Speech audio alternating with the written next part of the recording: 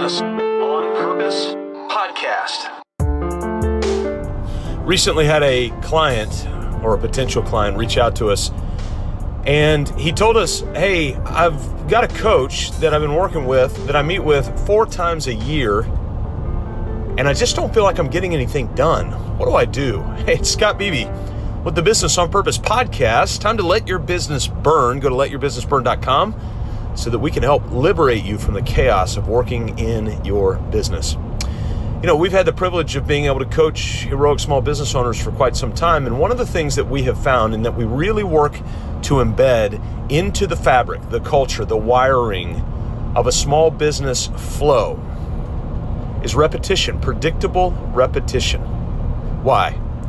Well, we do realize that predictable repetition can lead to some sense of kind of boredom and mundanity. And so we do want to be careful of that. That's why it's always important to kind of shock the system out of the norm. And yet at the same time, you need the norm. Let me give you an example of why.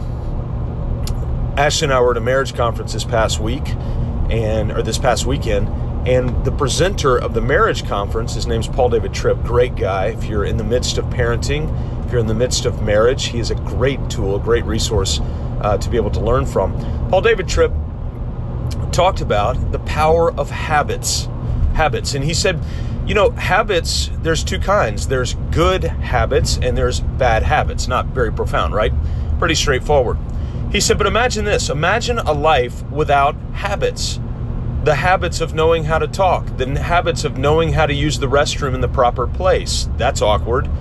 The habits of knowing how to feed yourself. The very basic, predictable habits of life. Imagine if we didn't have those. Well, obviously we wouldn't be able to function. It'd be a life of complete amnesia, which would be nearly impossible. In fact, if we all lived that way, there would be nothing to build on. And we would be stuck back into the caveman years. And so what do we do with repetitious predictability, or predictably repetitious, however you want to call it? One of the ways that we embed that into the life of a small business is by predictable team meetings. And we talk about team meetings all the time, and sometimes we'll get an eye roll from a heroic small business owner going, yeah, we've tried that. Or, you know, we meet sometimes periodically, and it's one of the first questions I'll usually ask is, what is your team meeting structure? And usually there's an erratic team meeting structure at very best. And sometimes the most successful of the team meeting structures up to this point are, hey, we meet once a week, but we never really get anything done. That's typically, if we're to be honest about it, kind of what team meetings look like. And so we want to install predictably repetitious team meetings with awesome leader agendas. And when I mean awesome, I don't mean like of great grandeur. I mean just predictable. Same thing over and over and over again, so you make sure that you're getting the right things done. Well, the reason I bring this up is because literally what we told this client is we laid out a scope of work with them that instead of spending all day for 4 days a year, by the way, heroic small business owners rarely want to do any of the same thing all day. You all tend to be drivers and tend to be scattered. And so what we do instead is we have great repetition, and we're going to meet with this client about 3 times a month over the course of the year. Now, those engagements aren't going to be very long, maybe an hour, hour and a half at most. But in our experience, that's what we found that heroic small business owners can handle in their mind is about an hour and a half, and you guys start to cap out.